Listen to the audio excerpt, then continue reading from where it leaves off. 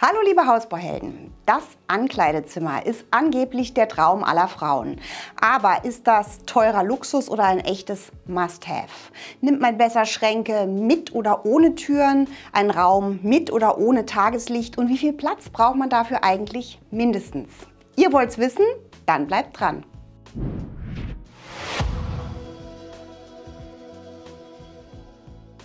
Der Klassiker, den man in fast jedem Musterhaus sieht, ist die Ankleide als Durchgang zweizeilig zwischen Bad und Schlafzimmer. Hier geht es dann weiter direkt vom Bad in die Ankleide. Sehr schön ist diese Schiebetür, die dann, wenn sie ganz drin ist, auch hier wieder diesen Griff hat, dass man sie wieder gut zukriegt. Auch das ist nicht selbstverständlich. Und diese Ankleide, die jetzt hinter mir liegt, hat etwa 9 Quadratmeter. Sehr schön ist, dass hier auf beiden Seiten jetzt die Schranktiefe von 60 cm genau abgepasst sind. Hier mit der Brüstungshöhe von dem Fenster auch wieder die 1,50. An der Stelle hätte man jetzt auch gut eine Festverglasung haben können. Ich persönlich finde eine Ankleide mit Tageslicht immer sehr schön. Und ganz nett ist, dass hier auch mal an den Spiegel gedacht wurde. Man kann also hier mit so einem Schiebesystem praktisch das Fenster zumachen und sich gleichzeitig hier so ein Spiegel, so einen Ganzkörperspiegel reinholen. Natürlich kann man die Schränke auch zumachen, wenn man jetzt Tageslichtankleide hat, dass einem die Kleider da nicht ausbleichen.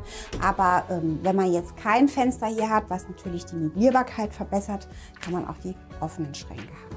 Die Frage mit oder ohne Fenster ist jetzt hier schon angeklungen. Klar ist, Farben aufeinander abstimmen kann man am besten bei Tageslicht. Fenster hat auch Nachteile. Es nimmt unter Umständen Platz weg, ermöglicht Einblicke von draußen, wenn ihr euch da mal umziehen wollt. Und die Sonne kann natürlich eure Kleidung ausbleichen. Wenn ihr also eine Ankleide mit Fenster habt, nehmt Schranktüren, damit ihr das zumachen könnt. Wenn ihr eine Ankleide ohne Fenster habt, nehmt Licht, das möglichst nah an Tageslichtqualität drankommt. Ihr sucht Antworten auf eure Fragen rund ums Bauen, Renovieren oder DIY? Dann haben wir die Lösung für euch. Ab sofort findet ihr auf unserer Website hausbauhelden.de unsere umfangreiche Wissensdatenbank mit innovativer Suchfunktion auf KI-Basis. Fragt einfach drauf los oder geht in die Volltextsuche nach Kategorien. Dort gibt es über 4000 Premium-Artikel, die alle Bau- und Ausstattungsfragen abdecken, unbegrenzte Downloads und ständig aktualisierte Inhalte. Schaut doch mal vorbei und holt euch die Infos, die ihr braucht, auf hausbauhelden.de/wissen. So ein schmales Ankleidezimmer mit geschlossenen Schränken ist natürlich reiner Stauraum ohne Aufenthaltsqualität.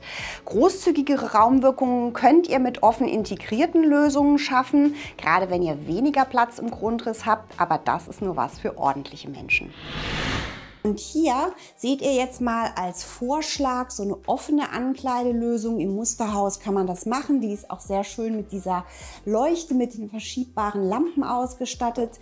Klar ist natürlich, das Ganze geht auch geschlossen, denn es staubt euch natürlich zu. Und wenn ihr etwas mehr Klamotten hier hängen habt, sieht es auch nicht mehr so ordentlich aus. Also bei mir würde es nicht so ordentlich aussehen. Aber das ist ja ganz individuell wählbar. Welchem Raum sollte das Ankleidezimmer besser zugeordnet werden? Oft sieht man ja halboffen oder offenen Anschluss ans Schlafzimmer mit dem Nachteil, dass man möglicherweise den Partner stört, wenn der morgens länger schlafen kann. Deshalb gibt es auch oft einen Anschluss ans Bad oder sogar einen Zugang vom Flur aus. Dann können nämlich auch die Kinder den Schrankraum mitnutzen. Oder ihr integriert die Ankleide gleich ins Bad.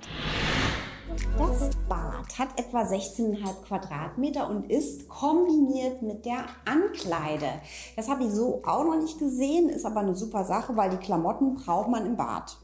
Und auch hier ist es eben so, dass das gleich eine Einbaufront ist. Das ist ein 3,90 Meter laufender Schrank. Da kriegt man wirklich ganz, ganz viel unter. Sowohl an Klamotten als auch an Handtüchern und allem, was man sonst im Bad noch so braucht. Die häufigste Frage nach dieser Haustour war, im Bad ist es doch feucht, da kann ich doch keinen Kleiderschrank stellen. Nein, also in so einem Haus, wenn ihr eine kontrollierte Lüftungsanlage habt, ist es im Bad nicht feucht. Und wenn es mal nach dem heiß Duschen kurz Wasserdampf in dem Raum hat, ist es ja hier auch ein geschlossener Schrank, dann ist das kein Problem.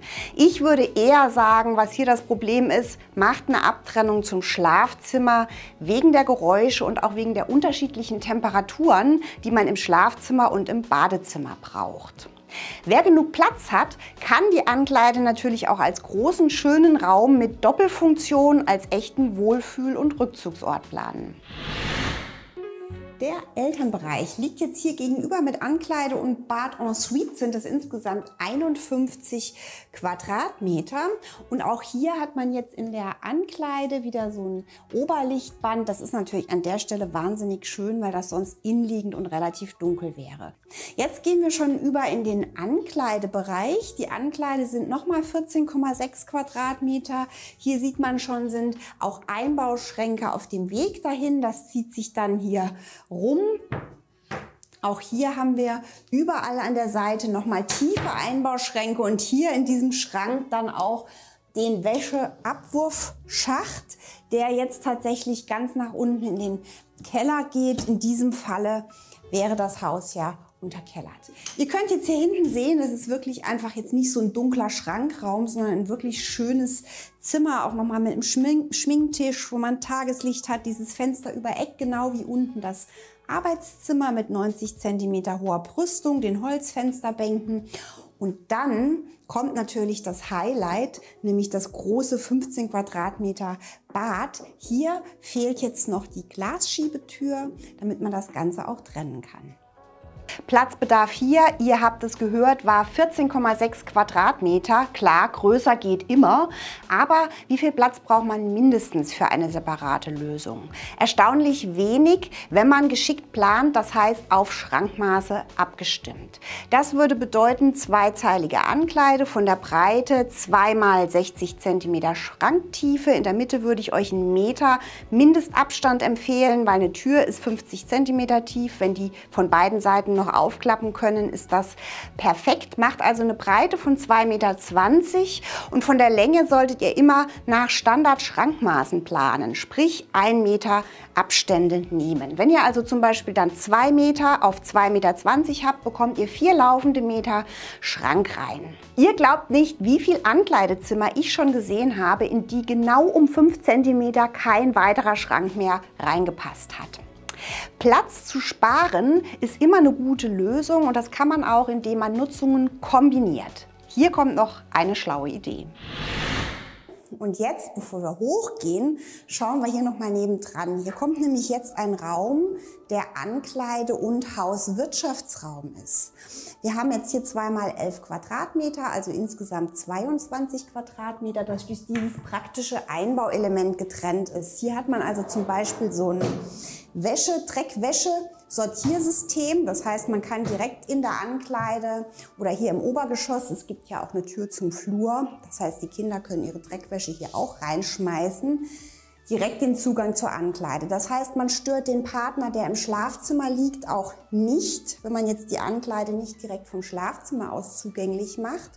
Und hier ist jetzt der Hauswirtschaftsbereich, das ist natürlich genial. Hier kommt dann meine Dreckwäsche von der anderen Seite raus, da hinten stehen Waschmaschine und Trockner. Man hat hier Platz für ein Bügelbrett, die Wäsche ist immer verräumt, ist raus aus der Optik. Und jetzt fragt sich der ein oder andere vielleicht, Waschmaschine, wenn die schleudert hier in so einem Holzhaus im Obergeschoss. Der Hersteller hat eine schallentkoppelte Decke. Das heißt, das bringt nochmal 4-5 Dezibel zusätzlichen Trittschallschutz und man hört es wohl wirklich nicht, wenn die Maschine läuft. Es ist ja auch so von der Grundrissaufteilung, dass jetzt hier nicht direkt ein Schlafraum anstößt. Und dann finde ich, ist das eine super praktische Lösung. Und wer wirklich keinen Platz für ein großes Ankleidezimmer hat, hier kommt noch eine clevere Idee, wie Frau auch in einem geschickt geplanten Einbauschrank Raum für sich haben kann. Hier zwischen den beiden Kinderzimmern liegt jetzt das Elternschlafzimmer, das mit 15 Quadratmetern der größte Raum hier oben ist, mit integrierter Ankleide allerdings. Hier haben wir jetzt wieder die 2,48 Meter als Raumhöhe, das heißt, die Decke ist etwas tiefer abgehängt und ganz schön ist natürlich hier dieser raumhohe Einbauschrank. Das ist auch eine Sache, die der Haushersteller macht. Hier wäre jetzt klassischerweise die Schrankseite für den Herrn und da kommt jetzt die Schrankseite für die Dame. Das ist nämlich ein Einbauschrank, der so eine kleine Mischung aus Schrank und begehbarer Ankleide ist.